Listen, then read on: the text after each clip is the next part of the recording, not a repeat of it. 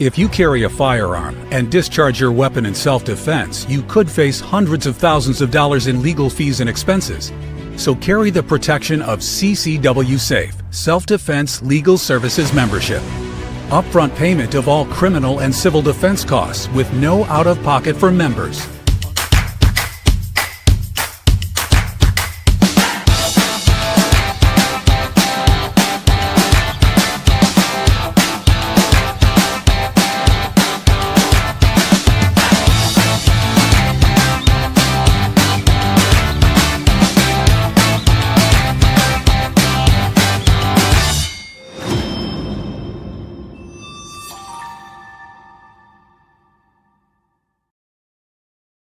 Imagine this scenario. It's 90 minutes before kickoff in Dallas. Your family's moving through a fan zone 3 blocks from the stadium. 60,000 people in this corridor. Then somebody starts coughing. Then the person next to them. Then the smell hits you. Sharp, chemical, wrong. Nobody knows what it is. The crowd starts moving fast all at once towards exits that are already packed. The checkpoint at the stadium gate is perfectly secure. The threat was never going to come through it. Tonight, Delta Force veteran Mike Glover, retired NYPD detective George Sichler, now with MIRA Safety, and Encyclopedia MD, Jeff MD, 26-year CIA case officer, break down the chemical and crowd rush threat your family will potentially face at the 2026 World Cup outside the hardened perimeter and what you can do about it. Welcome to Survival Dispatch News for Monday, June the 9th, 2026. I'm Chris Evan, the CEO of Survival Dispatch. The 2026 World Cup will bring the largest soft target attack surface in American history to 16 cities. The threat your family hasn't been briefed on isn't a bomb or a blade. It's a low-cost chemical irritant in a dense crowd that collapses the security operation without touching a hardened perimeter. When crowd density exceeds 4 to 5 people per square meter, a single chemical stimulus triggers a directional surge that becomes a crush before first responders are even notified. The fan zone, transit platform, and parking structure outside your venue are where your family's real exposure will sit. And that's where we're going tonight. Diving directly into segment number 1, how chemical irritants will become the weapon nobody at the gate is looking for. Chemical irritants don't need to be weaponized in the traditional sense to generate mass casualties. The crowd will do the work. Because at peak density, your family won't be able to move independently when the surge begins.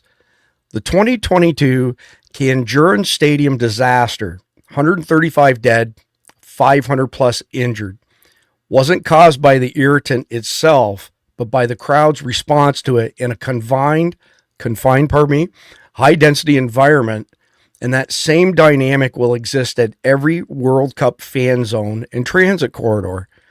Commercially available compounds, vinegar solutions, improvised smoke devices, TICs, which are toxic industrial chemicals, and TIMs, toxic industrial materials, are the threat vector your family needs to understand, because the frontline responders at soft target locations will be working from CBRN training that may not have been refreshed since their academy days.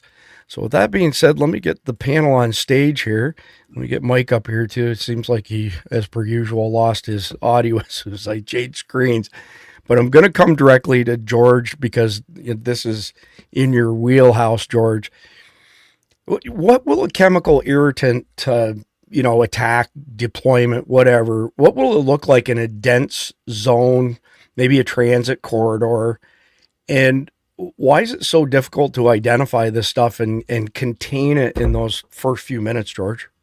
So it's a great question, Chris. And a couple of things to unpack there, I think. First, if it's nefarious in intent, or as we've seen in some of those other case studies, right, where the police have deployed a pepper spray.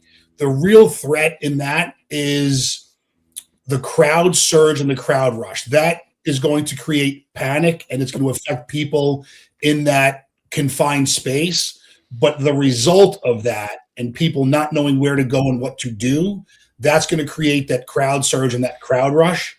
And that really, at the end of the day, becomes tremendously disastrous.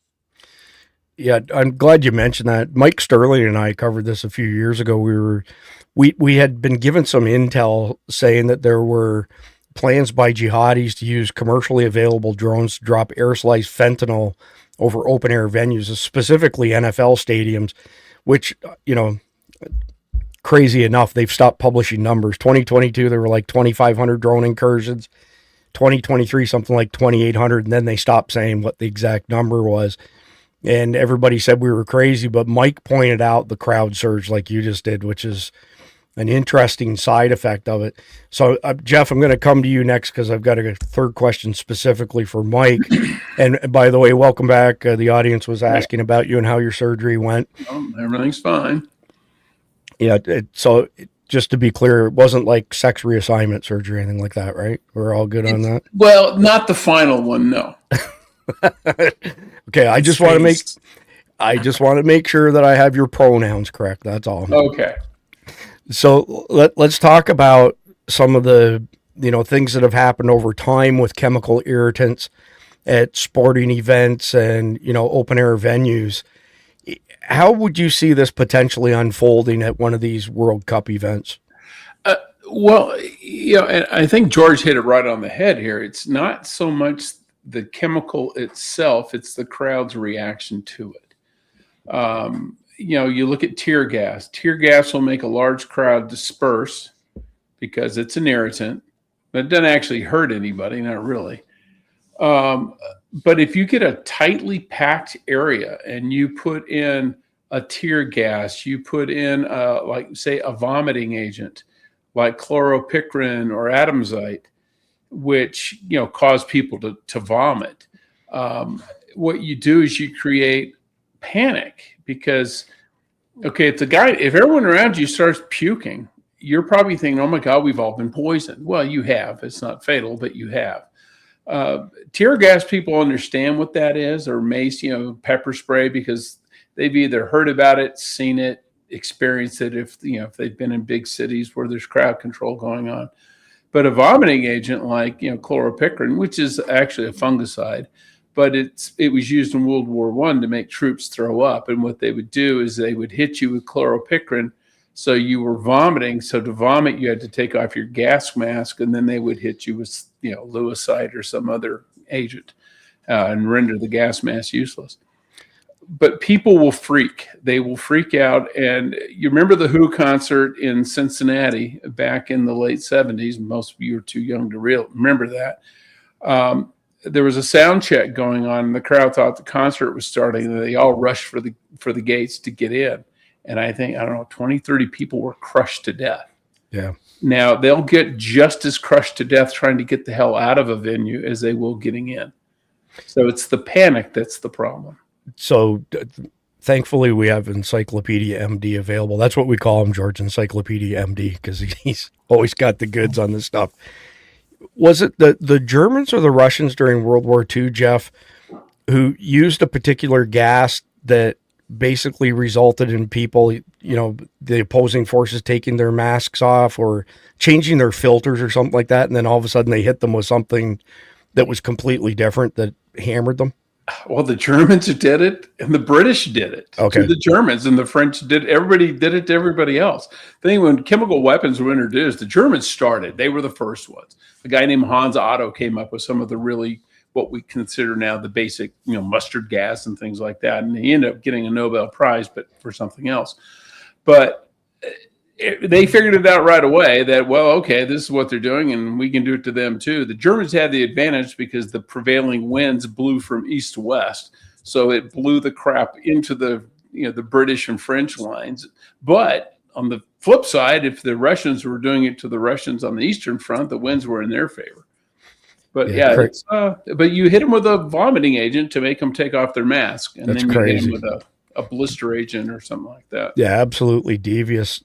Yeah. So, Mike, I did a Reacts last week on the FIFA stuff. By the way, somebody corrected me. I think it was Dr. Mike said it's not FIFA, it's FIFA, and I'm not surprised because it sounds like something those European guys would say, FIFA. But anyway, when I was studying that, Mike, and George can weigh in on this as well, what I found from all the experts from a security perspective, Mike, they were saying, okay, so if the feds, let's say, are doing the perimeter out several blocks, and then it hands off to another agency for a few blocks, then another agency for a few blocks, that those seams in between the agencies are the most vulnerable spot for the bad guys to attack. So you've trained a ton of law enforcement officers across the country. I want to hear your thoughts on like jurisdictional fragmentation between these different agencies and how that'll affect security in general at these venues, but also maybe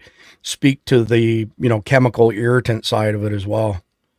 Yeah, I think the biggest issue that wasn't an issue 20 years ago as much, even 10 years ago as much, is the political divide that's creating this for the first time. For example, in Seattle, when the mayor at the time said to the chief of police, we're not going to enforce anything besides mass casualties.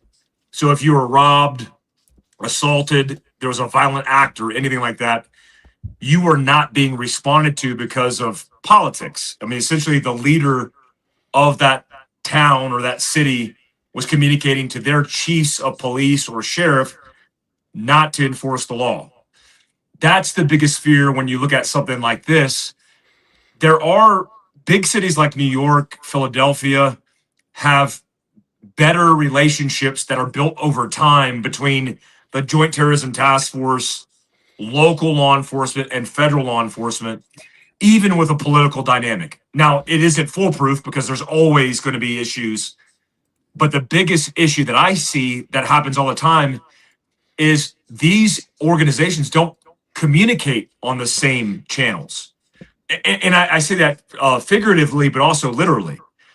For example, you would be in an area of operation doing something like a RUT, a rural urban training exercise. I know both of our hosts on here, co-hosts on here, are familiar with those. But for example, they just did one in Long Beach, I believe, that included Delta and 160th. Sometimes it's SEAL Team 6, sometimes it's Special Forces, whatever. When you lock down an entire area and you start coordinating to do military training, years ago, it was not a thing. Like nobody would report about it. Nobody cared. Now you have reports that are saying that this is some kind of invasion and they're practicing for domestic eradication to take over. And then you see that political divide. Well, what do you think the guys on the ground are dealing with? And so I think it's always problematic when you don't have cooperation with the heads of these organizations working together in advance.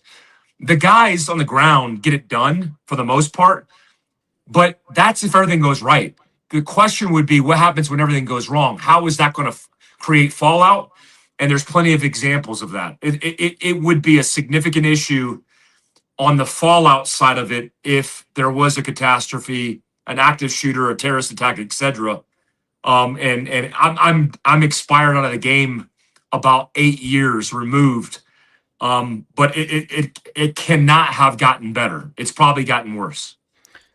Well, now that you mention it, I'm thinking it's probably gotten worse too. So George, I want to hear your thoughts on this coming from, a decades long law enforcement career.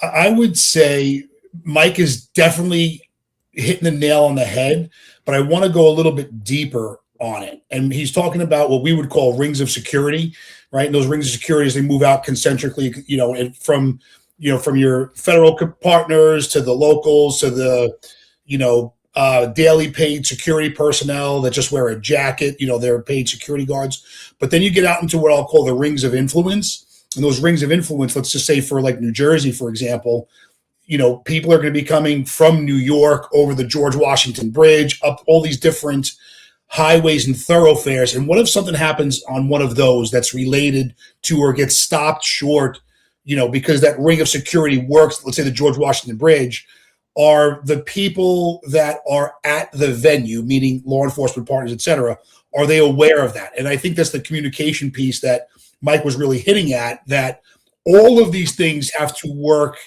together seamlessly. But in my expectation, my opinion, when we're dealing with multiple jurisdictions, multiple states at this point, there's going to be some delay in that communication response, in my opinion. Yeah, appreciate that. I would just say that Texas, because I did a deep dive into it not too long ago, George, they have a statewide SOP for all levels of law enforcement, and it's mandated that they have to have comms interoperability. I've never seen anything like it. I'm not an expert like you and Mike or Jeff, but it was interesting to see that there has been some proactive stuff done as far as, keeping that comms intact through those rings of security that you described. Jeff, there's some people that are positing that because of like the 76-day government shutdown, that CISA, Department of Homeland Security, I can't remember what other agencies, maybe TSA, they're not as prepared for this event at all these different venues as they would have been. Give me your thoughts on that, especially on the CBRN side, since that's the key tonight. Well, yeah, I mean, we should go without saying that when you shut something down, they didn't shut it all down. A lot of those people worked, they were declared essential, and they went to work anyway. They just didn't get paid, which if I were with them, I probably wouldn't be too enthused about working extra hard if I know I'm not getting paid. But a lot of them were sent home. A lot of them were furloughed. And what it does is it disrupts the continuity of the preparations. When you're preparing for an event like this, whether offensively or defensively, let's say, you don't want to start and then stop and then wait and then start again and then stop and wait. You want some continuity of your efforts. And when you have a 76-day shutdown, that goes out the window. And stuff that is not right now gets put on the back burner. It basically gets shelved. And when the shutdown was occurring, FIFA was not right now. So I'm sure there were a lot of things that they intended to do and get done that weren't done and probably still haven't been done. I mean, it makes sense.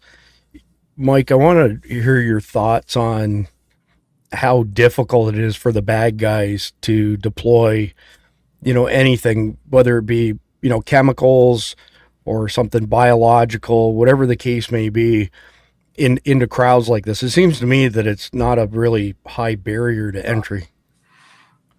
Yeah, it's not. I mean, one, it's easily mobile, concealed, and then deployed. I mean, that's the biggest fear here is we're talking about something that could be carried in a capsule in your butt. Let me just be frank. That's like that. Legitimately, that's what could happen. And then you start keystering chemicals. I don't know where we're going to go with this. Well, so our mutual friend Sheriff Mark Lamb calls it the prison pocket. But anyway, carry on. That's a good way to put it. I don't like that visual that it gave me. But for sure, it's easily concealed. It's easily deployed, and it's hard to detect. When I worked as a team sergeant in special operations, one of the missions that we had was with DITRA, and we had to do a lot of detection training and operations. And we carried around all this equipment that allowed us to detect. But if somebody's concealing it, it's not easily detectable until it's being prepared for deployment. And then when you think about it, just think about this to your high school days. At least when I was in high school in the 90s, when somebody brought a stink bomb to school, when they broke that capsule, it completely flooded out the entire hallway and most of the school with one small capsule and the breaking of that. So it's not going to be hard if somebody has some understanding of duct work, HVAC, and how airflow is in commercial spaces and buildings. It's very AI Googleable. You could probably put it on AI and say, hey, this is my intent. I'm an engineer. I'm building whatever. And it's not hard to get that information, access it, and then put it into deployment. And the problem is, like Jeff said, it doesn't have to be the initiation of the chemical doesn't have to be the primary means of creating the casualty. It could be to get the crowd moving in the opposite direction while nefarious things are taking place, or to push the crowd into a baited ambush, or to see how many people we can kill mobbing each other because they're trying to escape. I mean, it's why firecrackers in a crowded area are almost more dangerous than actual explosives, because explosives are contained in an area. Well, you let off some firecrackers amongst thousands of people, you're going to get a stampede. And that's going to create lots of issues logistically. So, yeah, it is a high threat, low capability exercise in terrorism. So no offense to George or Jeff, but I think Mike is in the lead for tonight's Ray of Sunshine Award. George and Jeff will have to step it up. What's interesting is you mentioning the HVAC stuff, Mike, because Khalid brought some intel to the table that one of his guys had brought back from a terrorist camp in Afghanistan that they penetrated, where they said that they would like to attack schools here in America by sending a couple guys in an HVAC van. And they get up on the roof, cut the ductwork open, throw some timed sarin nerve gas canisters in there, get back down again. It goes off a few minutes later. 3 minutes of exposure, your DRT. I mean, it's pretty devious stuff getting into the HVAC stuff. So, George, I want to ask you about this. You know, you were NYPD for a very, very long time. Without giving up any SOPs that are confidential, I mean, describe the difficulty for you guys in law enforcement, even trying to figure out what the heck is going on. There's so many things I think we could talk about in that, Chris. And I think before I jump in that, I want to say we're really talking here thus far about the immediate area around the stadium, but we're not talking about the softer targets, which I'm sure everybody is very well versed on, like the transit infrastructure, cars, fan zones, watch parties, all of these other things that are not going to have the robust security posture that's surrounding that particular venue, right? You're going to spend more time commuting than you are going to spend more time in that stadium. So as far as detection and how difficult it is to figure these things out, we've always said that we have to get it right 100% of the time. And all the bad guy has to do is get it right 1% of the time. And that 1% of the time is really what we're all here worried about, is what does it cause? What is that initiation sequence, if it be a chemical irritant, to, like what Mike was saying, push people into a certain direction for other intents and purposes? Or is that the distraction, right? Is that a different pronged attack where we're going to use that as a distraction, call resources away to that, and then something else happens, like in that Mumbai style attack? So it's very difficult, but fortunately, I think law enforcement gets it right the vast majority of times, but the press spends their time on the one or two times they may get something wrong, on a larger scale like that. It's virtually impossible to get it right 100% of the time, especially when you're talking about the scope of this. I want to bring up the scope of that, Chris. It's, if we compare this to the Olympics, which I did before we came on air tonight, I said, I want to kind of really look at what the differences here are. The Olympics, with the amount of people, is very venue based. And we're talking about, things centered around a city. We're talking about a continental migration here, where you've got people that are migrating from different areas, continents, and they're going to be traveling from a game in Philadelphia to a game in Mexico City, maybe to a game, in Canada, where you've got all of these different migration patterns happening with different people in different locations. And, it's just the scope of it is like nothing that we've ever seen in North America. So let's go off the brief here a little bit, Jeff. I want to hear your thoughts as far as the difficulties posed to law enforcement. I think that George summed it up nicely, but I want to hear your perspective as well, Jeff. And thank you to Samuel Turner, by the way, for the tip. Thank you very much. Go ahead. Thanks. No, he's absolutely right. I mean, because this is not a countrywide, it is a continent-wide event. And if you don't think that security is going to be somewhat compromised when you have hundreds of thousands of people bouncing between the East Coast, the West Coast, Texas, Canada, Mexico, and back, you're nuts.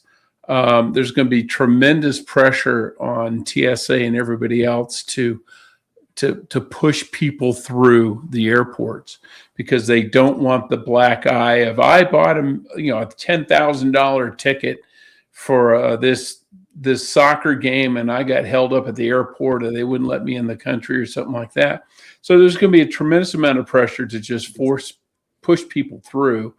And that's going to compromise security. And if I'm a bad guy, I'm going to take advantage of that. Yeah, makes perfect sense. Mike, I'm going to stay off script here for a minute. Without revealing anything that you can't speak about from a special forces perspective, what are your thoughts from an operator's perspective on trying to figure out, what the irritant is that's been deployed and what action to take as a result of that? It's nearly impossible. I mean, I've done some pretty high level. Oh, let me say, I can tell you about this situation, this scenario that we ran when I was in Delta. We had information about a potential mustard gas site, and I won't even mention the country, but we had intel of a mustard gas site factory in the middle of nowhere, and then we did rehearsals. We got mopped up. It's called, I think it's mop level 4, with all the gas masks, the breathing apparatuses, and we're covered head to toe and barely able to hold the firearm. The idea was to seize and contain and seize the mustard gas agent in order for it not to be deployed across this specific country. And we were practicing a rehearsal for the hit, for the actual actions on the objective. The pilots and the helicopters had it on. The crew chief manning the minigun on the MH-60s, the Little Bird pilots, all of us had it. And it was one of the most daunting tasks I've ever done training-wise, besides deep underground training, which we could talk about that later. And it made me realize that there is a high likelihood of us going into this and not coming out unscathed.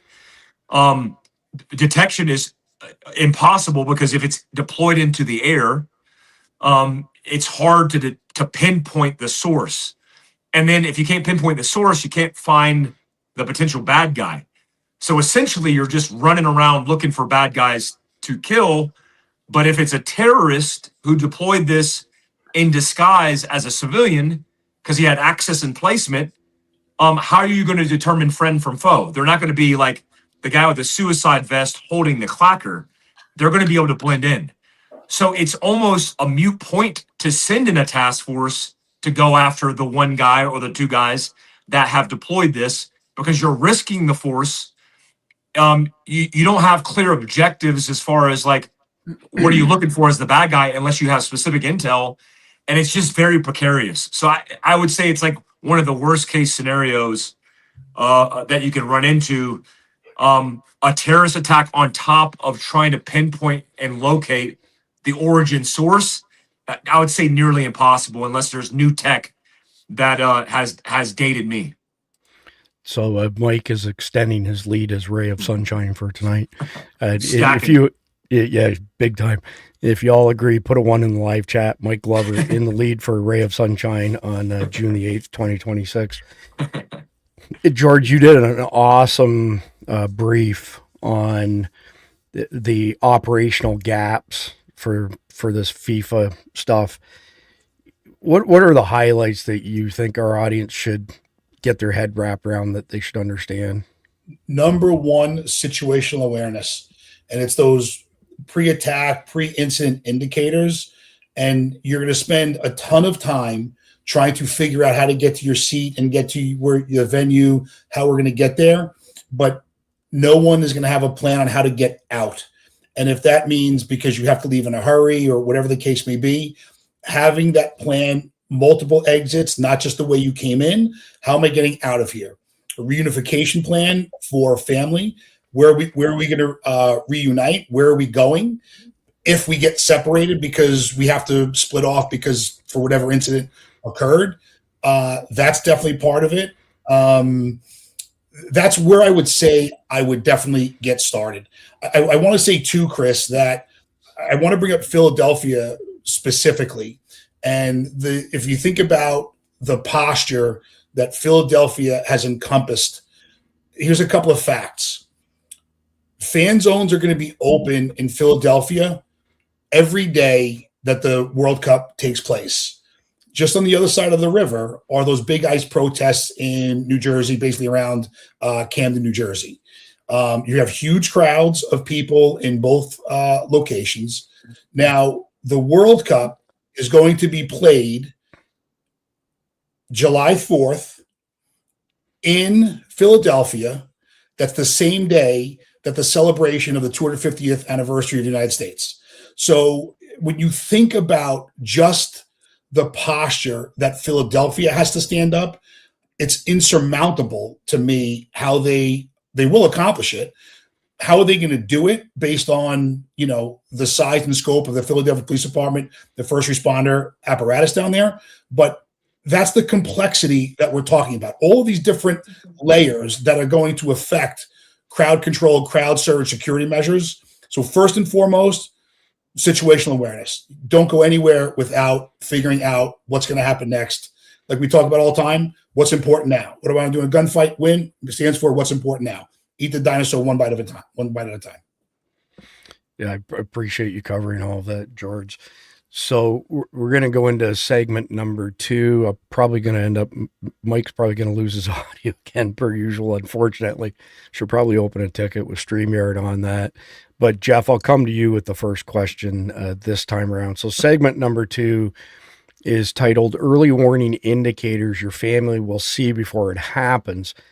The observable signals will begin appearing weeks before your city's matches.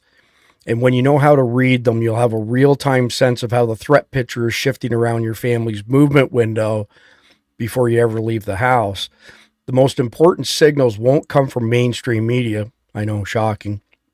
They'll come from the specificity and frequency shifts in DHS, FBI, infusion center, public guidance, and from the deployment patterns of law enforcement and CBRN assets in the soft target geography around your venue, CBRN, of course, being chemical, biological, radiological, and nuclear.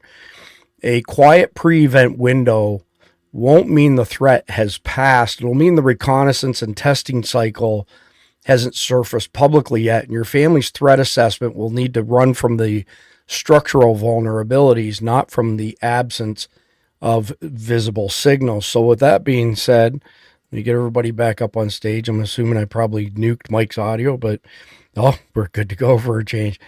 Even a blind squirrel gets the odd nut. Jeff, coming to you first, what do you reckon the first visible indicators, would look like?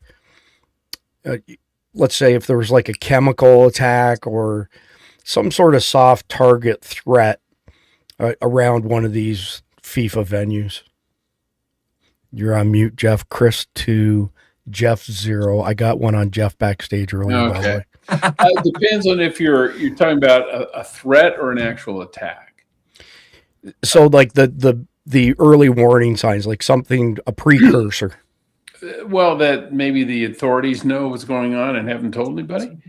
I think you'll probably see, warnings, not that there is a threat, but to avoid this area unless you have critical business there. And they'll probably couch it in terms of, look, it's going to be a nightmare for traffic. It's going to be overcrowded, because even if they're not sure, they're going to want to reduce any potential casualty numbers. And, I get that. But because they probably get threats all the time and they can't all be true. So you got to kind of then assess which ones are the most likely, which one is just some whack job, some, keyboard warrior, making a threat. But where you have areas where you're going to have a lot of people in a relatively confined area, tightly confined area, if I'm the authorities, I don't want extraneous people down there. I don't want people just hanging out outside of the stadium so they can hear the crowd noise, because that's just that more people I have to deal with. Because when the people leave the stadium, is, it's going to be probably one of those a good time to attack them, because they're all going to be in one area. Half are going to be pissed, half are going to be happy, and they're not going to be paying attention to their surroundings. They've probably also been drinking for the last 2 or 3 hours. So their response time, their assessment is going to be diminished to begin with. So that's, you got an emotional, drunken crowd, man, that's just a party for a terrorist. Well, that's good advice. I haven't heard anybody state it quite like that, but pay attention to, the agency saying avoid this area when they know that there's a potential threat there, without, blowing the lid off it, so to speak. Mike, I want to hear your thoughts on, like, to pick up where Jeff left off. How's the average Joe supposed to recognize that law enforcement is responding to something like a chemical threat, whatever, before they've announced that they have this intel, before they've said, oh, we're aware of this danger? What are we looking for as average people? Well, the first thing is there's going to be law enforcement in specific roles and responsibilities, including hazmat or CBRN threats, that are pre-staged, ready to respond, right? They're going to be closer to the X where the location is of this venue, and they'll be on the inner perimeter. All of that's about response time. If you start seeing movement of law enforcement officers moving in a specific direction, don't be the looky-loo grabbing your cell phone and following them so you can get it on Instagram. Go and move in the opposite direction as quickly as possible. And don't wait to try to figure out what's going on. If you see a mass movement of law enforcement headed in a specific direction, you need to be moving in the opposite direction, and getting off the X with as much distance, which is equal to time, and putting as many obstacles in between you and the potential threat. Why would that be the case? Because they either got an intel tip, or somebody discovered something, or somebody deployed something in the specific crisis, and it's happening in real time. And that's why it's imperative that you get away from them as soon as possible. Communications over speaker phones or loudspeakers, sirens, and law enforcement movement is the best indications of it. And that's a really good answer. I hadn't thought of some of that stuff. George, we'll go off script here. I just want you to pick up from where Mike left off from a law enforcement officer's perspective. I'll add one more thing, because Mike, obviously great response there. You can, if we're talking about CBRN threats, primarily chemicals and gas, all of the stadiums are going to have flags on the top of them, and you'll be able to discern wind direction, right? So like having that in the back of your mind, like Mike is saying, hey, if law enforcement's going one way, I want to go the other. Have some awareness about that wind direction as well, because obviously we want to move, not in the direction of the wind to get out of that potential threat. So that would really be the one thing that I would add there. And you could, obviously trees, but all of these stadiums are likely to have some sort of flags, and you'll be able to tell the wind direction. Just out of curiosity, would law enforcement, make any types of statements along the lines of there's, an unusual odor somewhere, or, avoid this spot because it appears there's something going on, or would they wait until they had more concrete directions? I don't see them ever saying, hey, there's an unusual odor. There's, they might say, like Jeff was saying, avoid the area for whatever reason, because, again, what you have to remember for law enforcement is what comes out of people's mouths, can and cannot be used in a court of law, so that's why they're usually very cautious about what gets released, because we base our entire livelihood on facts. So a lot of times they might withhold some of those facts to determine what they mean before they get out there. So like Mike was saying, avoid the area, or Jeff was saying avoid the area, but I don't think they're going to give you very much specifics about that. And I think, Mike was saying it too, don't wait. Once your spidey senses are starting to go off there, don't try to figure out with that, with your personal bias and be like, oh, let me just figure out what's going on here. Just move, right? Be decisive and move and get into a different location with time, distance, and shielding, like Mike was referring to. Yeah, we frequently mention that as well, George. But glad to hear you echo it, that there's always this like brief window where if you process what's going on and you move quickly, there's a much better chance of you avoiding whatever the thing is, whatever the problem is. Jeff, can we gather anything from lineups getting longer, at the perimeter of these areas, at the gates, the checks being more extensive? Does that indicate anything? Does it indicate that there's a specific threat there, or is it just a lack of resources? How would you interpret that? It can be a lack of resources. I mean, because they're going to have a standard of what they're looking for, and what they're searching for. You do it at a sporting event. You can't bring in this, you can't bring in that. You have to go through a metal detector. Women can't have purses. Maybe they have those clear plastic bags or something along those lines. But I would almost think generally it's going to be because of lack of resources. If they have a credible threat that someone's going to attack the place with a weapon, a gun, they can attack the people standing in line just as easily as they can attack the people inside. So I don't think, they're not going to search you extra hard because they really think someone's going to bring in a gun. They weren't going to let you bring in a gun before. So I think it's more just a resource issue than anything else. Fair enough.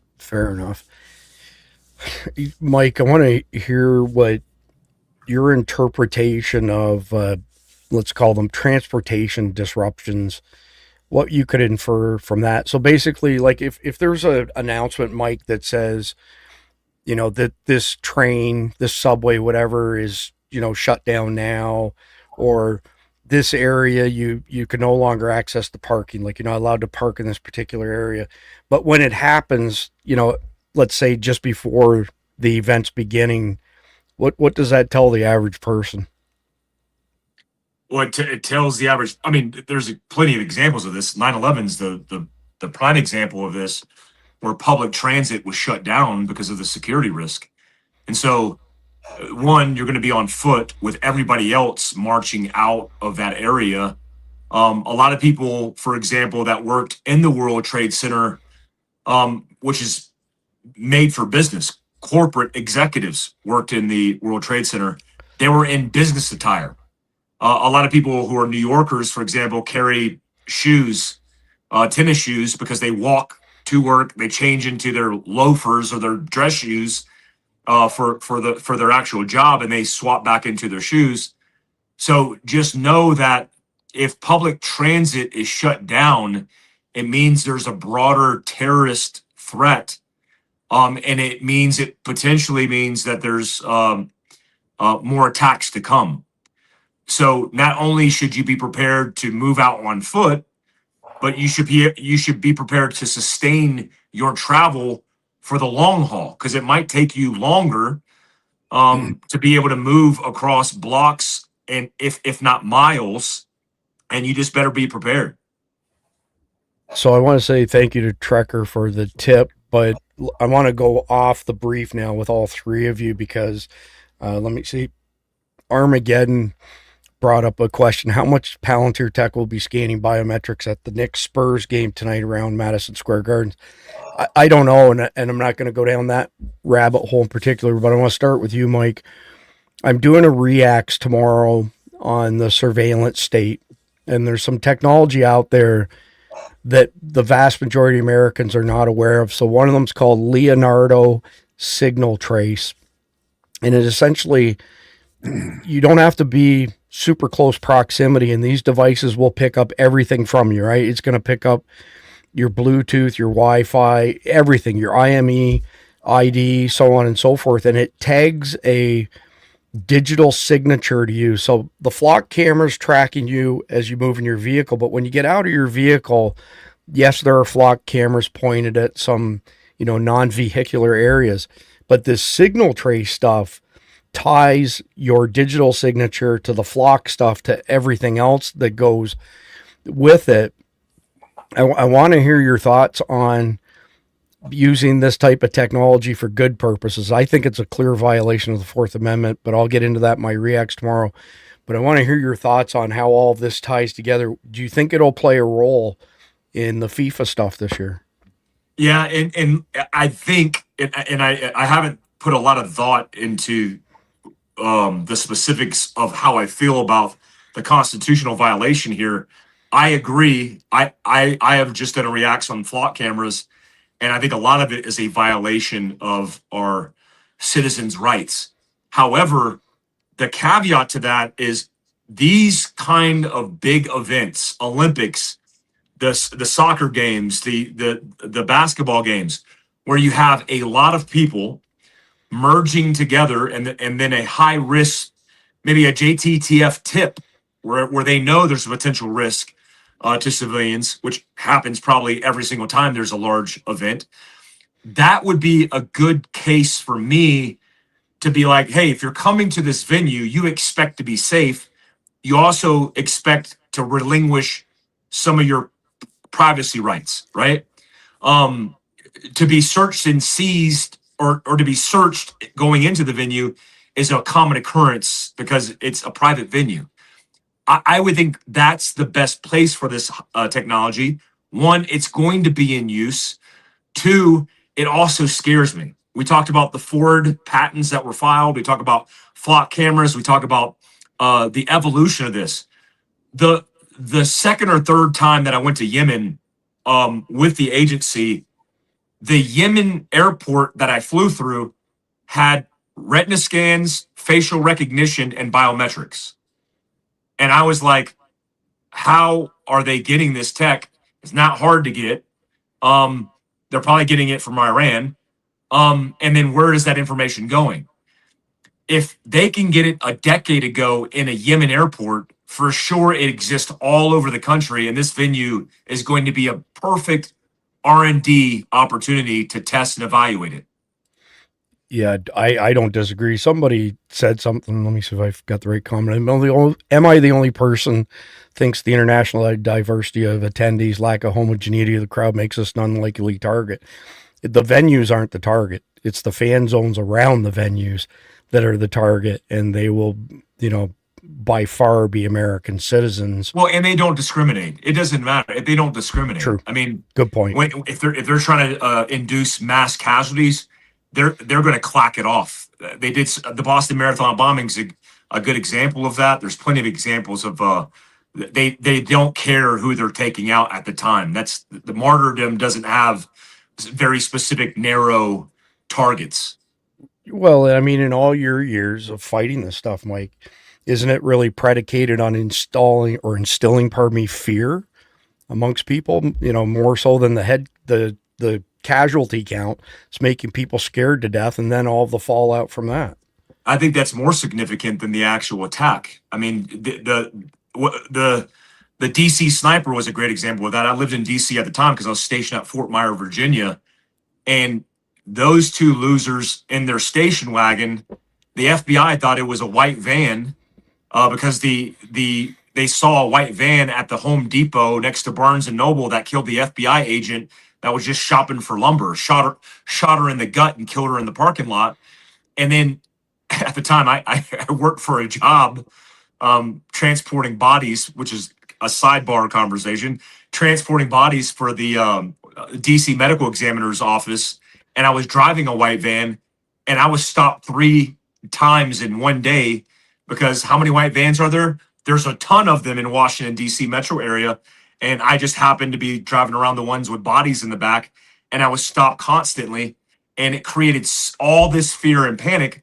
And they weren't even in a white van. They were in a station wagon shooting from a concealed position.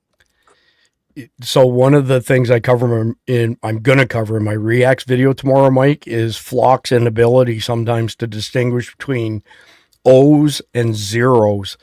And Mr. Guns and Gear did a video on this guy who ran into this problem. He can't go anywhere without constantly being pulled over because of the false positives.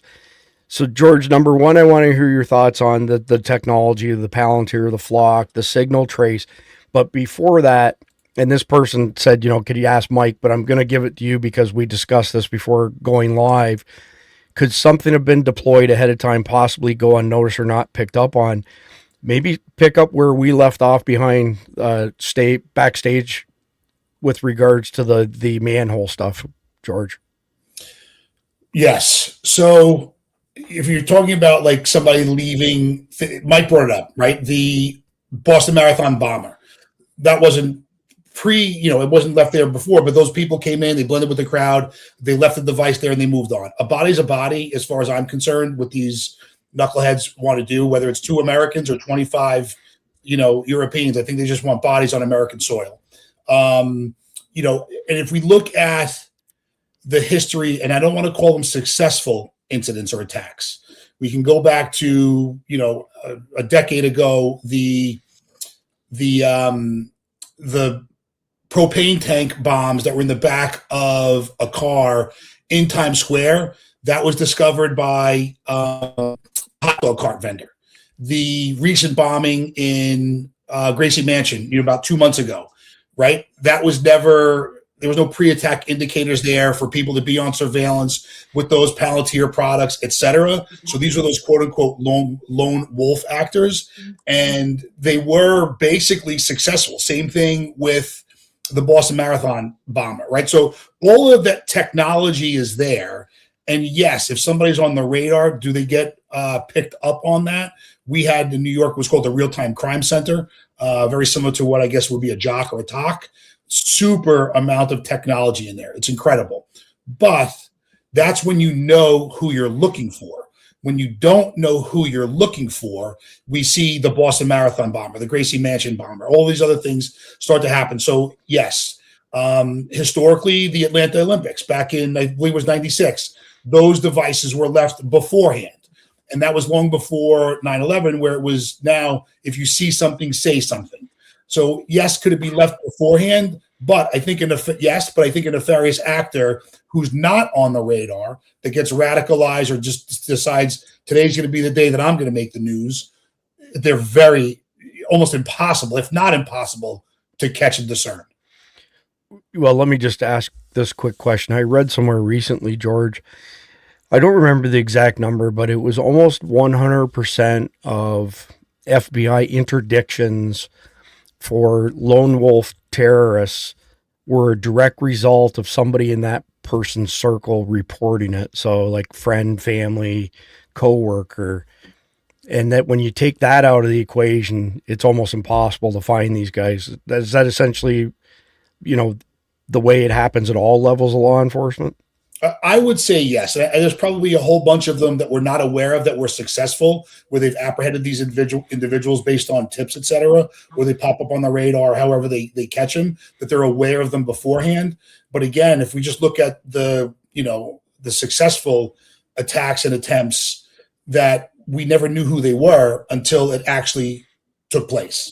So they're virtually impossible to catch when we're dealing with one single lone wolf actor. Again, there's just who are they? How are they identified? Let me ask you a quick follow-up to that, George. Is it better for people to call in tips that don't pan out to be true than to hedge it and say, it's probably nothing, I won't report it? What's the better process for people, George? I can absolutely tell you, if you think something is out of place, notify authorities, law enforcement.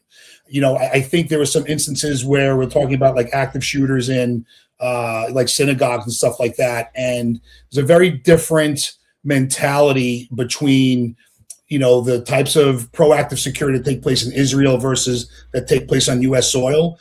A lot of times, the U.S. people are like, I really don't know. It's, it could be something else, where that Israeli mindset is that could be nefarious and we're going to notify. So I can absolutely say that if you think something is suspicious, let law enforcement investigate it. I appreciate you adding that.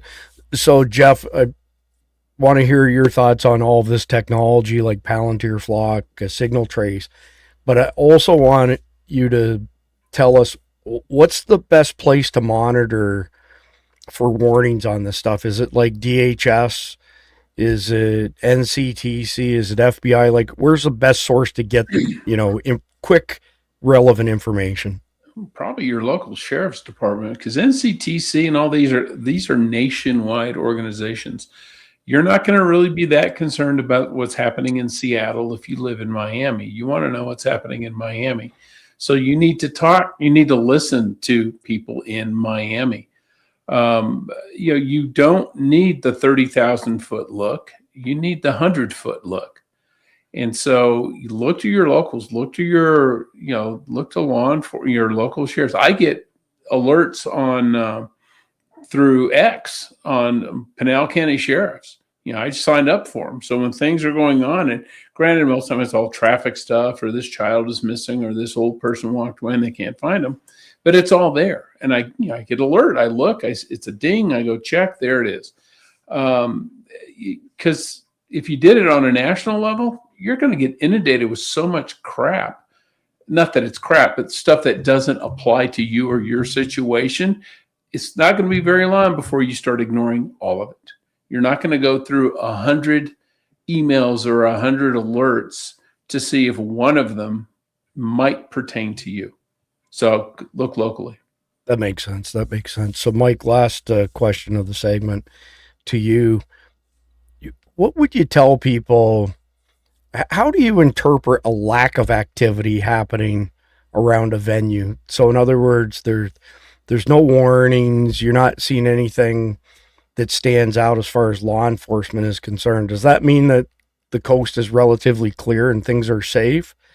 Or is it the calm before the storm, or is it something else? What would your advice be to people on how to interpret that? Yeah, it's difficult to interpret things like that. I mean, the best type of security is low vis security, officers in plain clothes, maneuvering through the crowd, trying to identify threats, because they don't want to create. I mean, you want overt security, overt physical security to set a precedent, but that's not your security. Your security is going to be what's low vis that you can't see. That's the tech, the Bluetooth, the Wi-Fi, the scanning, the plainclothes officers, the dogs, all the elements that you don't see that are working behind the scenes to make it safer. I mean, in some of these venues, for sure, if you look to the high ground, you're probably going to be seeing a sniper and an observer on Sniper Overwatch. That typically happens in every major event nowadays in the country. So don't interpret it as the lack of security. However, it is possible that there is not a security signature. Charlie Kirk at UVU is a great example. I mean, they had 4 officers on duty in the entirety of the security element when they had an entire dedicated police force for UVU. They didn't ask for external help. They didn't have people staged. They had 4 officers for like 3,000 plus people and nobody on the high ground. So it was very easy to occupy the high ground and kill Charlie. So depending on the venue, if it's a large scale venue that's going to bring a lot of international attention, that's probably what's going on. So don't interpret the lack of activity as complacency. They potentially are working behind the scenes. I appreciate that. I mean, people who don't work in this stuff like you and George and Jeff typically aren't aware of all those different variables. Before we go into segment number 3, I just want to bring up a couple web pages here. Let me get Mike on this stage too. I hope we can kill his audio by changing studios here. But first and foremost, and George can confirm this, I have never taken a penny from MIRA Safety. I refuse to do affiliate income because then you got a dog in the hunt, and they've never paid me for anything. They've sent me a handful of products, and the reason that I mention MIRA is because they're exceptional products. George, give us the Cliff Notes version on your face masks. I mean, the CM8 is a great deal, and let me preface it before you go further. Number one, if you use the code DISPATCH, you get 10% off, no affiliate income to us. Number two, the MIRA masks allow me to get a full cheek weld. Mike Glover, if you can hear me, if I didn't nuke your audio, how important is it that if you have a mask to still be able to get a cheek weld on your rifle? Yeah, it's super important. I mean, we had to use a lot of vis lasers and infrared lasers and holding the gun retracted in order to get around. But now they have the smart engineers working on being able to get a shoulder stock position and a cheek weld on your rifle. And it's paramount for, especially for civilians in daylight, without infrared lasers and NVGs. All right, appreciate that. So George, give us the elevator on the masks. Yeah, so I mean, our products are all CBRN rated, meaning that they're tested to the highest standard with the butyl rubber seal. That's really the differentiator. So you can use them for unknown threats, etc. That one there is kind of the best between the big, large area of visibility with being able to cheek weld and shoulder mount a rifle if you wanted to. But, you know, you have to obviously pair that with a filter. But I think in our world, we typically say, you know, do something that's going to give you the unknown threat, the unknown hazard. That's more of the P3 is a particulate filter. But if you scroll down like that next one there, that's an all hazards, right? Like I do know, and I won't mention any units, but I know there's some people that Mike might be aware of that deployed recently, and they were able to grab a couple of those from us. But, you know, top of the line, all the CBRN threats from mustard to VX, all the way down to your chlorines and your particulate dusts. So those would really be the two biggest unknown hazard type of things. And then just different kits for different people. When they don't know how to solve the problem, you can just buy it as a kit. Yeah, it's awesome stuff. So straight up, I've had one Avon mask I could get a cheek weld on, but it caused some pain around my face. We're all different, so you're going to get different results, obviously.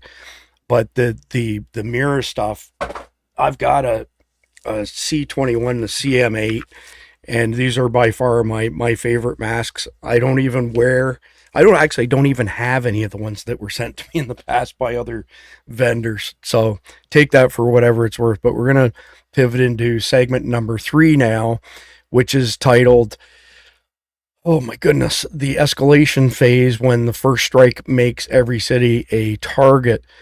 A successful chemical or soft target strike at any point in the tournament window won't end with that event. It will trigger a copycat effect, force security resource reallocation across all 16 host cities, and generate media amplification that will do the attacker's operational work for every actor, every bad actor watching in real time. Fear will become the weapon in the escalation phase. You know, social media will carry panic to untouched host cities faster than any official communication.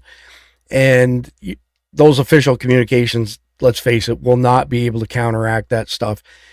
Your family's vulnerability won't come from the original strike. It'll come from the secondary crowd behavior and disrupted exit routes that will follow. The escalation phase will represent a different category of threat for your family at later round matches. The copycat window will be open. Agency resources will be stretched across the hardening response at the original target. In the tournament, will become a proving ground for the America Under Siege thesis that the soft target attack surface in American public life is accessible and far too exploitable. So I think if I haven't nuked Mike's audio, can you hear me, Mike? Wow, we're on a roll. I'm going to go to you with the first question for a change. So everybody got one of the first questions. I want to know what the first 60 minutes looks like at a host city after a successful attack of any type. First 60 seconds, you're going to have 60 minutes. First 60 minutes. 60 sorry. minutes. First 60 minutes will. The first thing that's going to happen is you're going to have a onslaught of panic. That's typical. You're going to have a mass movement of the crowd. You're going to have chaos. You're going to have a whole bunch of issues as far as the initial actions. you're going to have law enforcement at the same time everybody's trying to bug out. They're trying to bug in to get on site, moving to the sound of gunfire. So you're going to have this chaos like you saw in the White House Correspondents' Dinner attack, where you had law enforcement from the Secret Service merging on the crowd, and they're looking for potential threats, and then a total deer in the headlights confusion across the crowd. They weren't able to move out, but that would not happen during a civilian attack because they would break out and start fleeing, right? So complete chaos. As the law enforcement agencies are bringing in their tactical teams, you're going to see organized movement of SWAT teams, emergency response teams, elements that their sole responsibility is to go after the bad guys, but together.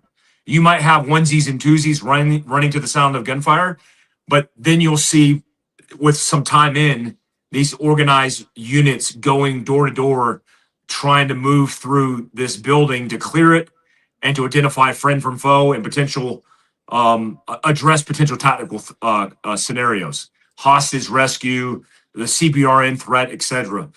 At the tail end of that, you're going to see containment being set. If you are inside the venue and you haven't bugged out, you haven't left in a specific amount of time, depending on how quick that reaction force is, you're going to get locked down. And you don't want that, right? One, because you could potentially be a casualty of the bad guys. Two, you're a sitting duck. Three, you're actually, it's more dangerous for you to be there because if there is a hostage rescue or there is an offensive action, you're caught in the middle. So the containment is going to be set around the objective where the crisis took place, and anything that is coming out, they're going to contain, and anything trying to come in, they're going to contain. So it behooves of you to get out as soon as possible and not get locked down. In addition to that, every single main avenue of approach in and out of that area, all back alleyways, roads, sidewalks, are going to be, they're going to set up the containment and checkpoints, and nobody's going to be able to move anything. Imagine if it's a soccer stadium, if it's a NBA stadium, everything surrounding that area for probably blocks extending beyond it are going to be contained, and everything frozen in place while the tactical teams work the problem set. Before I go to George, give us some insight, Mike, on how people should put together a plan on their exit strategy if they get caught somewhere, if they get caught on the X. What are the things that people should be looking for ahead of time and sharing with their family? Here's a great example. I just went through this recently, at least within the last year. I don't go to concerts. I don't go to any venue that has a lot of people. One, I don't like people. I don't like crowds, and I don't want to get caught up in one of these messes, especially with my family. And I'll never be doing these things by myself because that's just not how I roll. My kids wanted to go to an Imagine Dragons concert because my daughter loves the music and everything else. I let her listen to it. I don't have a problem with it. I actually know the lead singer of that band. I know his brother. I actually worked with it. I did some stuff with his brother before. So I'm like, yeah, that's awesome. We could do that. When I bought the ticket, the first thing I did was I bought a VIP pass to get my wife and the kids close to a specific exit with VIP parking, meaning they had the latitude to park near the exit. They were on the outskirts near the exit. They weren't invested near the stage, which we could have pushed for that. I know the guy's brother, but I didn't want any of that special treatment because I knew it meant they would have to get further into the crowd. So they had a plan of escape. We talked about it. We tracked it on the map, and we even parked the vehicles in a place that we're going to be able, like we call it combat parking. If you see anybody back up into a parking space, they're probably a military veteran, a law enforcement officer, or something tactical, because combat parking means you park it to where you get in, you could immediately bug out and egress quickly. So we went over that. My wife combat parked it. We had a comms plan and we had a no contact plan where I would QRF my wife and my family, rendezvous at a location if something happened, time and place. You don't need cell phones. You don't need SATCOMs, time and place. If they're not there, there's a contingency. We move to an alternate position. All of that said, that was a conversation over dinner. That didn't have to be a con-op brief like in Ranger School. This is something that you could just have a conversation about, plan for these contingencies, do a commo check, and have it in place just in case something happens. And I don't mean like I wasn't worried about a terrorist attack. I planned for that, but it could have been they canceled the concert because something happened, and then I didn't want my wife and my kids stuck in this concert, not being able to get out on their own. So these arrangements and recreation were convenient, but they also helped us in that worst case scenario. And why am I not surprised? And yeah, I'm not military or anything like that, but I back into every parking spot for the reason you mentioned, so you can get out of Dodge quickly. George, you're welcome to comment on any of the stuff that Mike just said, but I got another question for you. Every single thing I've read on this FIFA World Cup security has warned against copycat attacks happening. So go ahead and comment on Mike's stuff, but I want to hear your thoughts on copycat attacks. So the one thing that Mike started to talk about and he didn't finish there was, if you're stuck in there, what if you're contaminated? So that's another whole piece of the puzzle. We've been talking about chemical irritants, et cetera. And if people are contaminated, we want to limit that cross-contamination, right? So that'll be a factor about controlling people's movement, people trying to get away, even though they're contaminated because they want to leave, et cetera. So just to touch on that Mike was saying there. As far as copycats, I think they're always something that can possibly take place. Are they coordinated enough, these sole knucklehead lone wolves, to coordinate attack? But that's when they start to combine their forces, they start to get discovered by law enforcement, I will say, because they can't really keep a secret as well. At least that's in my experience. But there's always that type of one-upsmanship that the next knucklehead is always looking to outdo the previous knucklehead. And I call them that because I never mention the names of these actors because I never want to make them famous. I think that's one of the things, that the reason why they do it. So I think it's always the case, but it always goes back to situational awareness, protect you and protect your family at the venue where you're going to be. And like Mike was saying, have a plan. What is that plan, that relocation plan? Where are we going? How are we going to get there? What time are we meeting? Bottom line. What do you do if you're contaminated, George? Like if you're in that zone and you've been contaminated, what are your options? They're limited, right? So depending on the contaminant, you could have a whole bunch of different things, but let's just take pepper spray, as an example there. Clearing your eyes with water is a strategy. We do have products for that. Actually, our decon dust will mitigate that.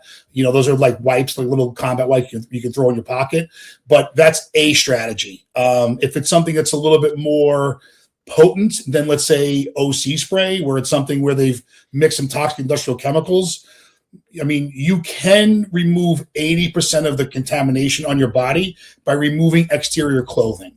So again, very situational, very environmental, but as far as limiting movement, if you've become contaminated in one of these CBRN incidents, that's going to dictate who and where you go and what you do. I appreciate you expanding on that. Jeff, let's shift gears a little bit and give me your thoughts on, let's say there's an attack happens in Dallas. What's the effect on Kansas City, which is also one of the venues, even though, let's say, Kansas City's not attacked? What does the spread of that fear to other venues look like? Well, it makes it easier to find parking because a whole lot of people are not going to go. Not to be flip about it, but yeah, will they ratchet up security? Kansas City, absolutely they will. Because they tend to be, it's a reactionary thing. So you're going to react. Your volume's a little low, Jeff, maybe. Okay. Let me get a little closer. All right. So it'll, people who were maybe considering, let me see if I can find a ticket and go, probably won't go. So it'll hurt the event more than it'll hurt people. but the people running Kansas City are going to have an oh shit moment, because they're going to go, ooh, there, but by the grace of God go I. So we better ratchet up our security. And if they don't, they're stupid, because again, you get the threat of copycat killers or attackers. So yeah, there's going to be an impact, but if you're still determined to go to the one in Kansas City, okay, whatever. That's what TVs are for. You sit home and watch it and raid your icebox, grab a beer when you want it. I don't disagree at all. I'll give you one little extra piece there that I Sure. was. So let's take New York City with the New Year's Eve detail. I know New York City will look at Sydney, Australia first, right? They hit New Year's first, right, via the clock, and they look at that as, I won't say a pre-attack indicator, but did something happen in Sydney? And then they start to look at all of those other celebrations along the way that leads up to our celebration at right midnight Eastern Standard Time.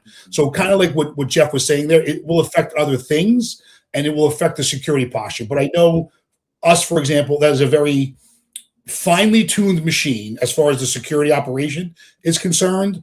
And they do look at some of the precursors that lead up to that. Yeah, and I'm not so surprised. I mean, you guys are consummate professionals for sure. Mike, I want to hear your thoughts, like your speculation on a common jihadi tactic, which is to attack one location and then sit there and wait for the first responders and then set off secondary and tertiary attacks. And while that's happening, another group of jihadis that they're affiliated with go to another place because all of the resources have gone to the first place. How do you see that potentially playing out? I'm not saying that it's going to happen. I'm not saying that you're saying it's going to happen, but just give me your thoughts on all the responders, converging on an attack site. What does that mean for everywhere else? Yeah, it's part of the playbook, and it's a 101 tactic. I mean, it's just basic tactics for terrorism. When I used to teach post-certified training on counterterrorism, my expertise was coming in from the global war on terror and changing tactics, techniques, and procedures on law enforcement in California, because they obviously had a playbook they were used to, SOPs they were used to, that didn't involve jihadists that had the intent to kill themselves. And so we focused on suicide bombers and baited ambushes. It happened in the Boston Marathon bombing. They clocked off a secondary device. It happens all the time. In the GWAT, one of the first experiences that I examined as a case study was they clacked off an IED, created a casualty, and then where they thought the medevac platform, the medevac Black Hawk helicopter was going to land, they put another IED and wound up blowing up the helicopter. And I was like, what? Like, they knew the tactics, they knew how we reacted, and then they picked a field, littered it with IEDs, and then when the helicopter came in, because they knew they were going to have to medevac casualties on the ground, because that's how we roll, they clacked it off. So the first instinct for law enforcement in their operations and their reactions and their SOPs, and the first instinct as a civilian should be, when something happens, don't look at the thing happening. Look elsewhere, because there might be a secondary attack as part of the entire point of the operation. And also first responders converging. I mean, it's the scariest thing that I see when something goes wrong, and I get it. They're trained to run and move to gunfire. But in the military, we would never do that. In fact, it was kind of, it went against my own natural instincts and natural instincts of men, period, where we would be told, hey, if you take a casualty moving through the courtyard on the way to the breach point, you don't stop and grab your buddy and drag him off and try to be a hero. Because if you go to drag your buddy and you get shot, now we got 2 casualties, and we have a lot more resources we have to give up for the 2 people that are injured now. The number one priority is security. In that, the number one priority is stopping or eliminating the threat before you do anything else. Law enforcement, EMTs, paramedics, that's not how they're trained. They're going to move to the casualty site, start addressing the issue, and that could be a detriment in a really bad situation because there could be a follow-up to that op. So you raise a good point there, Mike. And so I want to ask you about this, George. Let me just pull up this picture here. So let me get the right web page up. This one here. No, this one here. Sorry. Right there. So this is the synagogue attack that happened in Michigan. Let me close that there. And you can see the multitude of law enforcement vehicles piled up here. So as Mike mentioned, one of the jihadis' SOPs is to call in fake bomb threats, call in fake active shooter threats, see what the response is from law enforcement, where the cars, where the first responders pile up. And then when they really do the thing, it's like shooting fish in a barrel. Every law enforcement officer I've spoken to on this says that their agency has an SOP against this, but this seems to happen on a very regular basis where all the cops show up, they get piled up on top of each other, and they're kind of like sitting targets. And the jihadis now are expecting this. Just give me your thoughts as a longtime law enforcement officer, George, and is there stuff being done to try and mitigate this and not do it as much as it has been in the past?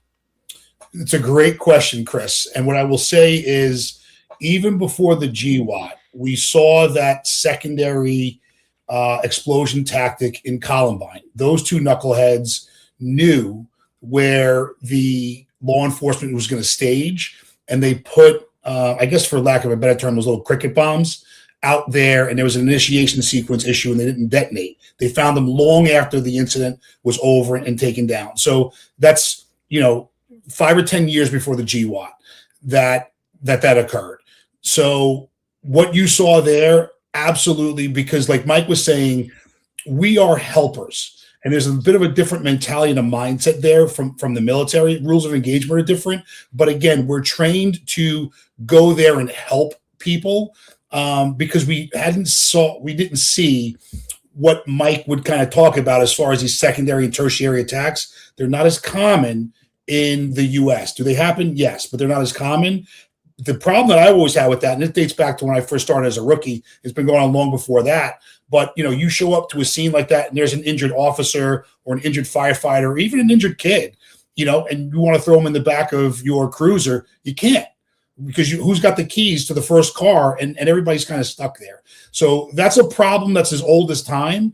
And it boils down to communication that people need to be telling responding officers, hey, if you're still coming, you have to don't park on 1st Street, park on 2nd Street, or park on Main Street or 3rd Avenue, because we're clogging that up. So that's a problem that's as old as time, and it's a communication issue that I have not seen rectified. Yeah, I appreciate you sharing that. I was hoping for a better answer. You just closed the gap on Ray of Sunshine with Mike Glover. I mean, he's still in the lead for the Ray of Sunshine, but you definitely closed the gap there. Jeff, I have 2 questions for you. Then final question for segment 3 goes to Mike. What happens if there's a cyber attack in conjunction with one of these kinetic attacks, Jeff? Let's say they're able to shut down subways, for example, in a city. How ugly does that get? It gets ugly because then you got a lot of people wandering around trying to figure out how they get home.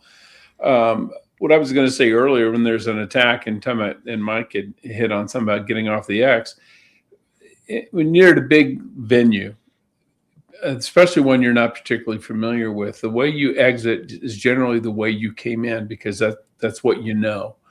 And that may not be the best way to get out. And so you need to immediately start looking at other exits, other options, because if the way you go out is the way the cops are going to be coming in, or where the terrorists are shooting, you need somewhere else to go. And so you need to be prepared that you're maybe not be going back to your car anytime soon if you're at a big parking lot, because one, it's going to be jammed up anyway. You're not going to go anywhere. And if I was a terrorist, that would be my secondary target, is shooting people in the parking lot as they go back out to their cars. I let me come right back to Jeff, because I just noticed the time and Mike has another commitment. Oh, okay. Yeah, let Mike do So this. let me just get Mike's final word, then I'll come right back to you and George, and we'll wrap this thing up. Mike, give me your thoughts on if there's an attack during the World Cup, what comes after that? Does that open, Pandora's box as far as follow-on attacks are concerned? Yeah, I think if we do have a successful attack, it's part of a larger campaign, and there's going to be follow-on attacks.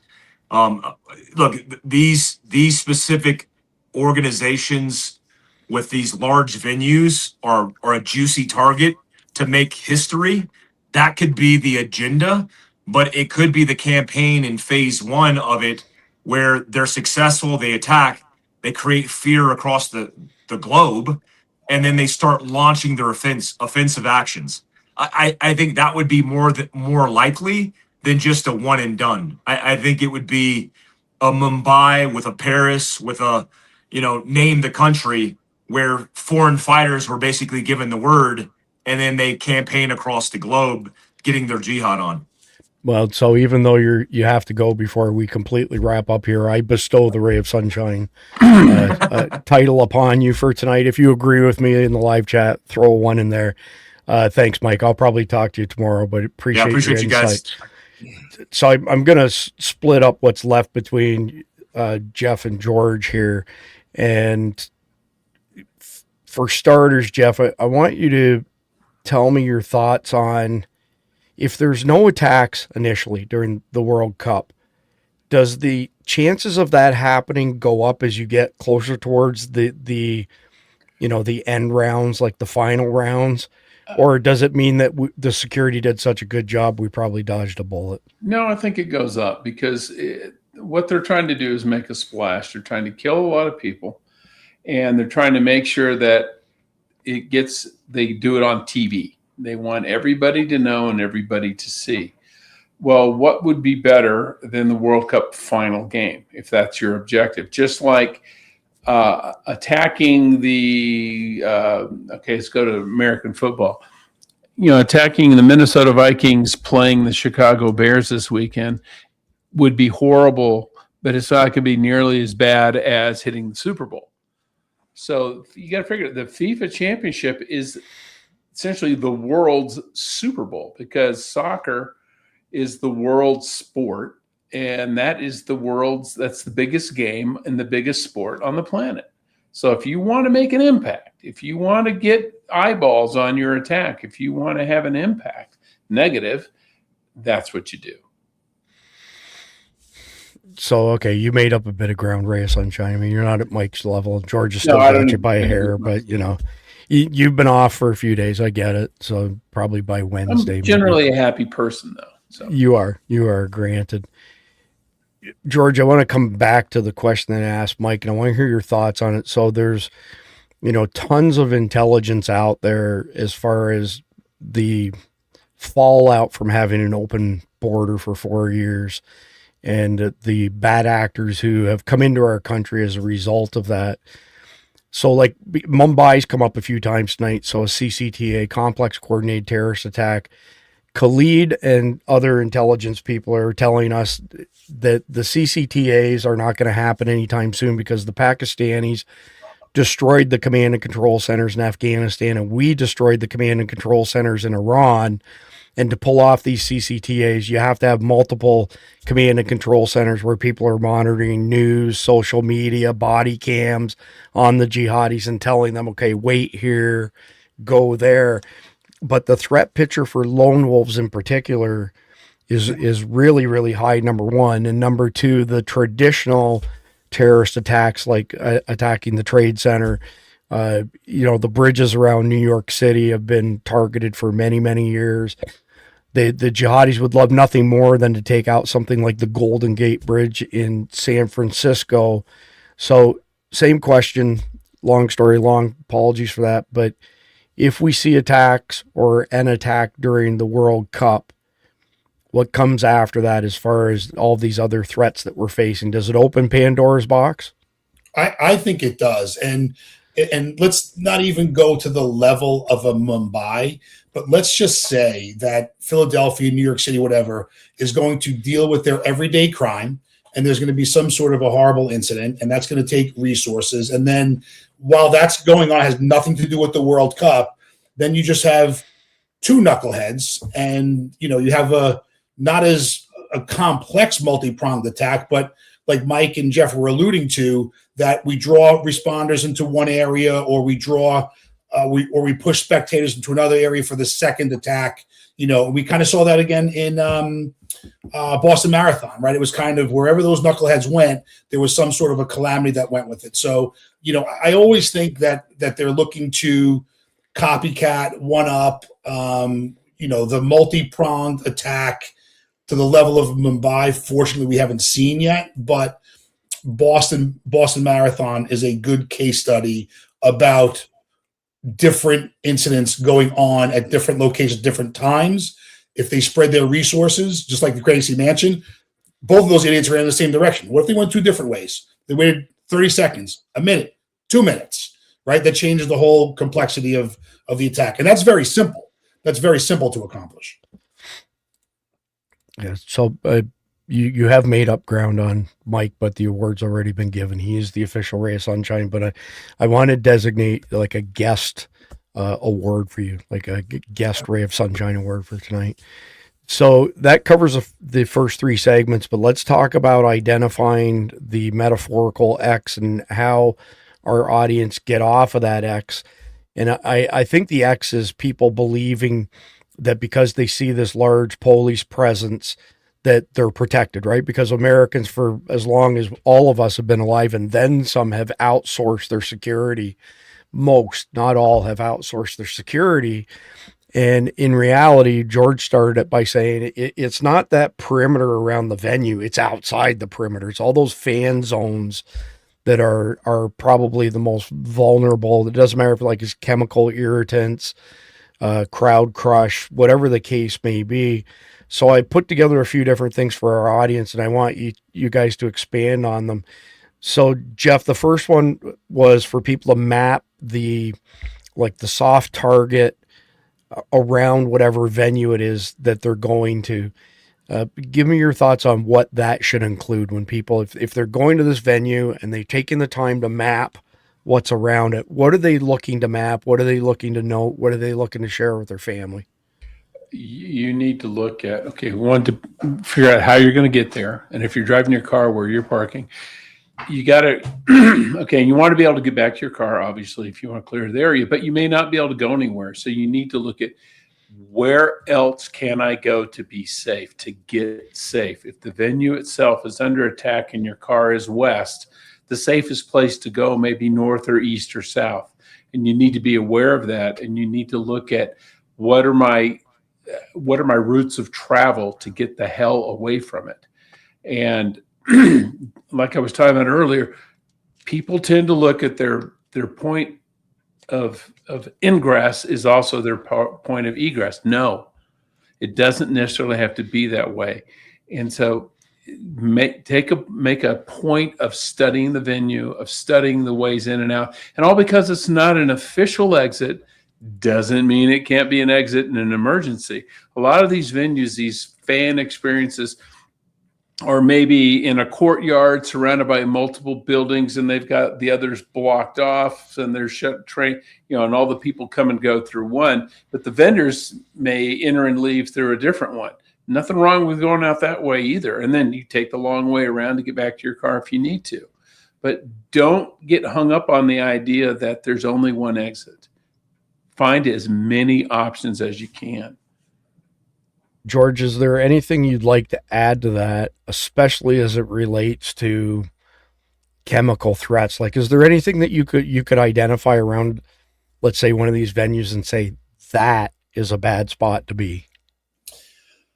So one thing I'll add to Jeff's was consider alternative exits, right? So he's saying traditional exits, not the exit you came in.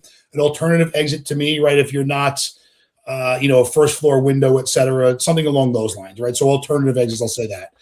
As far as identifying a chemical threat in a certain area, right? Confined space concerns me more than an open field. Confined space, we talk about mass transit, buses, subways. We've seen that, type of thing happen before. Confined space for chemicals gets to be very potent in there.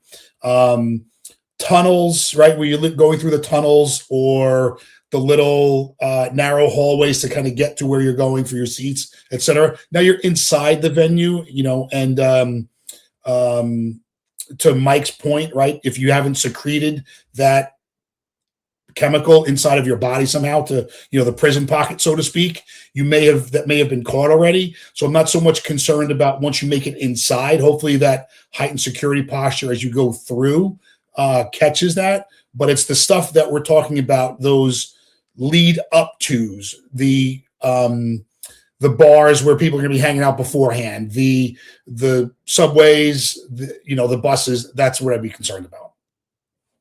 And let me to hit on that. Smells, odors. Look for what's happening. Right, they're coughing. They're making some sort of a face. Just not normal everyday behavior, because people will be having conversations. Right, get used to what people's body language is. We know what normal looks like. So if they're acting differently and they're kind of looking at each other, there's a funny smell. People fall over. One person, right, could be having a medical emergency. Two, I'm not so aware that would be in a medical emergency at that point, right? So recognize that is different, that anomaly. So before I go back to Jeff, and without divulging anything that you can't divulge, and Encyclopedia MD will correct me if I'm wrong, but I think in 1996 there was a sarin nerve gas attack on a subway in Japan. Is that right, Jeff? Was it 96? Yeah. Yeah, I believe. I can't remember the exact year. It was the Anshan Rikyo. It was a death cult. They also did an anthrax attack on a city in Japan too, but they screwed up when they were making their anthrax, so it didn't sporate. Okay. Without disclosing anything you can't, George, do you all have contingencies for stuff like that? Like, my understanding is that nerve gas outside is not a super big concern, at least not the older ones like sarin, because it disperses so fast. But what about a confined environment? Is there any chance of surviving that? Yes and no. Here's a perfect example. This is a very recent event. Again, we haven't been told what's happened. We kind of talked about this in the green room, but I believe it was New Mexico. Police get called to, a location for an unresponsive person. Just by reading the article, I feel that their suspicion was an overdose, right? Some sort of a narcotic overdose. So responders go in there. And then it was kind of like the canaries in the coal mine. They don't come out. And what happens? More canaries go in. More responders went in there. And I believe there were a couple of fatalities from the civilians. And then a bunch of the responders ended up going to the hospital, right? So it affected quite a few people. And again, we're not made aware of what that actual chemical was. But like Mike was saying earlier, time, distance, and shielding is one thing. In the sarin gas attack in Tokyo, that was where the system failed. There's a bit of a cultural issue there. Japan likes to feel like, hey, that kind of thing doesn't happen here. We're not that culture. And it took them 3 hours to set up proper decontamination, and people went all over the place. The body count in that was relatively low, but the takeaway is that hundreds of firefighters were exposed and contaminated. And then, right, they end up going to the hospital, et cetera. So the cross-contamination spreads from there. So depending on the persistence and the volatility of that chemical as it makes its way through that enclosed space, some are worse than others. But obviously, the closer to the X you are, the more the concentration will be. Definitely the honorary ray of sunshine for tonight, George. Jeff, talk to me about, Mike touched on it, putting together a family reunion protocol. What are some best practices there? Yeah, you got to, in the event you get separated, you at least need to have a rendezvous point, ideally 2. You could be going to the bathroom when the thing happens and, everybody gets evacuated and your family goes one way and you go another. You've got to have a plan on where to meet, and you can use your car, the simplest one, but you may not be able to get to it. You need a backup. you need an alternate to say, okay, and pick a landmark, a tower, large billboard sign or something like that, and say, okay, we'll meet at the car. And if we can't get to the car, we'll meet at the base of that billboard over there. Something easy to find from a distance, that because people aren't that familiar with their surroundings. And so you need something that is obvious and unmistakable. You can't say second building from the left, because it's going to depend on who's left and, which direction you're looking at it from and everything else. So you need a nice, big, distinguishable landmark to use. Yeah, that sounds very logical. George, you're welcome to add on to Jeff's answer. And then initially I mentioned tonight, but we didn't really dive into it. A lot of the stuff that I've read from security experts on this World Cup are saying that those seams between agencies, create some sort of a gap. I want to get your thoughts on that. And, is it worthwhile for somebody making a note and saying, okay, well, clearly this agency has this piece and this other agency has this piece, and the transition point is whatever, XYZ. Is that worthwhile for people to spend time noting? I'm not so sure I understand the question, but as far as like the interagency cooperability there, who's in charge of what, I think that will, again, it's a state, in my experience, let's say New Jersey, it's a state event. It will be supported by federal partners. And until it reaches the level of, let's say, federal criminality, that local state will be involved there, right? Like New Jersey State Police, for example, will be calling the shots on that. So the security, briefs that I read basically said, okay, let's just say that the feds are running the perimeter of the venue and maybe out for 1 to 3 blocks, and then 1 to 3 blocks out, maybe it's city PD or sheriff, and then another few blocks, there's another ring that's the sheriff. The ones that I read from these so-called security experts, and they know more than I do, basically said those seams between the different agencies are where the vulnerability is the highest potentially because of, it being a seam. Yes. So I would say we expect in these rings of security, anticipate one of them to fail. And that's why there are multiple. Okay. So like we would say in our nomenclature, rings of security, and they're designed concentrically and overlapping because we anticipate one of them to fail. It's that redundancy. Okay. That makes a lot of sense. Jeff, do you want to add anything to that as far as the rings are concerned? You're on mute, Jeff. Clearly you've been off for surgery. Chris 3, Jeff 0. All right. No, I'll defer to George on that. He knows his NYPD. He knows a hell of a lot more about that than I do. Yeah, well, I mean, you definitely, George, really appreciate all your insight. And you've been through some stuff, right? You were active duty, correct, during 9/11? Yes, yeah. I got on the job in 98, and 2001 was where I would say that the global war on terror started. And then Mike and the rest of the men and women that wore the uniform, they finished what we weren't able to start, and I would thank them for that. Yeah, well, I mean, I've met a number of you guys who served on 9/11 1.0. It's just incredible the courage that was shown by the NYPD, the fire department, and everybody else, Port Authority. I had the privilege of meeting Will Jamanko, who was one of only 2 people pulled out of the rubble alive, and just an incredible story. He 5-man team with his sergeant. At the last minute, he says, "Let's go that way." They walk into the general area. The building collapses. 3 of them survived, but one of them died at arm's length from them. They're buried in the rubble. There's heat cooking off their rounds. Just an unbelievable story of heroism there. But with that being said, want to just quickly mention a few things here. Let me switch us over to another stage. So number 1, mirasafety.com. I do not have an affiliate relationship with them. They don't pay me any money. They've never paid me any money. They set up a special code for you all tonight. Dispatch, all one word, gets you 10% off. Here's a crazy number. I don't think I've thrown this out publicly before, guys. I track everything that's sent to us by various vendors each year. and it varies between $300,000 and $400,000 a year in equipment gets sent our way at no charge. Less than 5% of it ever makes it onto any publication from Survival Dispatch. So when I say something like MIRA Safety is a quality product, that's because I've tested it. That's because I believe in it. That's because I'm willing to put my name behind it. And it's also because I don't have a dog in the hunt. I don't get paid for that.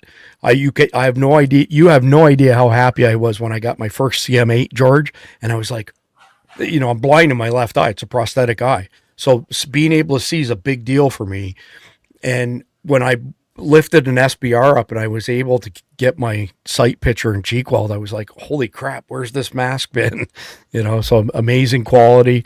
For those of you who aren't aware of it, survivaldispatch.news, this is our Substack. This is where everything gets published for Survival Dispatch News. There's also survivaldispatch.com, which is more traditional survival articles. I want to say we've got maybe 1,400 articles on off-grid survival, but all of the urban survival stuff is right here, survivaldispatch.com. If you sign up for a membership, it's only $7 a month. You get access to our community, 12 to 15,000 messages a week, literally, of really high-quality interaction and fellowship. Plus, you get our Survival Dispatch emergency notification system stuff. George, I don't know if you had a chance to see this or not, but this is my fictional audio podcast. So think of an unwoke version of The Walking Dead. Chris, I got to check that out. Well, so Jeff is an author, and then when Jeff said to me that he really liked it, that was a big compliment. I went to Mike Glover years ago when I acquired the assets for Survival Dispatch. I said, Mike, got to ask you a question. My impression of the survival prepping audience is that they want to learn as long as it's not a heavy lift with a sprinkling of entertainment. And he laughed at me, right? So I wrote 104 episodes of Survival Dispatch Remnant. So there's no woke baloney, no 100-pound women are beating up 250-pound guys. And there's none of that woke garbage, preachy stuff from Hollywood. And it's not science fiction. There's no zombies. There are people that I call the marked because they're, were impacted by chemical, biological, nuclear weapons on day zero sort of thing. It's gone over way better than I could have anticipated, and I'm really happy about that. But one of our guys, George, he says to me, yeah, I beat a path to Hartfield Airport all the time. He's from Canton, which is where this is set, Canton, Georgia. And he said, man, I learned a lot, as far as what to look out for on the interstate during SHTF. And he said, it's very, very educational. And I was like, damn it, you figured me out. It's like edutainment. But anyway, survivaldispatchremnant.com. Paying members get everything immediately. So in other words, they get each episode, part 1, part 2, Saturday, Sunday at noon. The public get them a week later. Paying members also get all of the companion articles, and they also get invited to the Remnant Roundtable webinars where you can help shape the future of it. I would be remiss if I didn't mention our premier sponsor, by the way, George. I don't know if you've heard of these guys, Carnivalt or not. They're the only company who's cracked the nut on how to freeze dry raw meat. Normally, when you freeze dry raw meat, the fat turns to jelly about 3 weeks later, ruins the meat. These guys have figured out how to do it so you can flavor it yourself. 25-year shelf life. Mike Glover and I eat this every single day. Get this into you. Earlier this year, and the margins have actually gone down, but earlier this year, you get a family bag for $36. It's now $47, and their margin is less than it was at the beginning of the year. If you get a subscription for these guys, you lock in your price for 12 months. You're not going to get that anywhere else. Oh, and here's a comment from John Fernandez. Casey rocks. That faithful canine really ripped on that feral in the last episode. So, George, here's the other thing. You may be making an appearance in the Remnant. Jeff will be making an appearance in the Remnant. Mike Glover has made an appearance in the Remnant. His book has. But the main dog, the Smith family, they have a dog named Casey, and he's a 110-pound purebred American Pit Bull Terrier, which is an anomaly. That was my dog, and it's a perfect portrayal of him. That's back in 1991. So there's some realistic elements to the Remnant as well. And last but not least, and I'm wearing their hat, Wasatch Wagyu. This is Wagyu jerky, the best jerky in the world. Ask Jeff. Yep, it is. Jeff eats these dang ghost pepper ones. George, this is all Wagyu, right? So see how flexible it is? I mean, you can use these for charcuterie boards. I make sandwiches out of them, for crying out loud. Greg is really, really generous. So if you all go to wasatchwagyu.com, I'll put the link in the description when the closing video plays.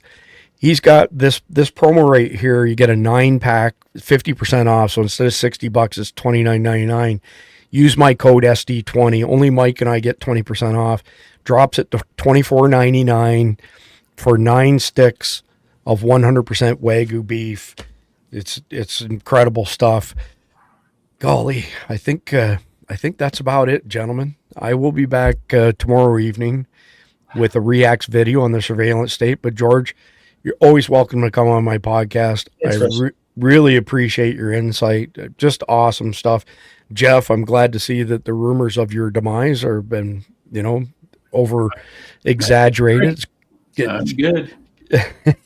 Don't pick up any of those 10-pound sandwiches, okay? Yes, no 10-pound sandwiches. How about a 10-pound beer? Because it'll get lighter and lighter and lighter as I go. Oh, that's too funny. Anyway, appreciate your input, gentlemen. As always, stay alert, stay strapped, get off the X. This is Chris Evans signing off. God bless our law enforcement officers. God bless our military. God bless America. Bless. And enjoy the closing video.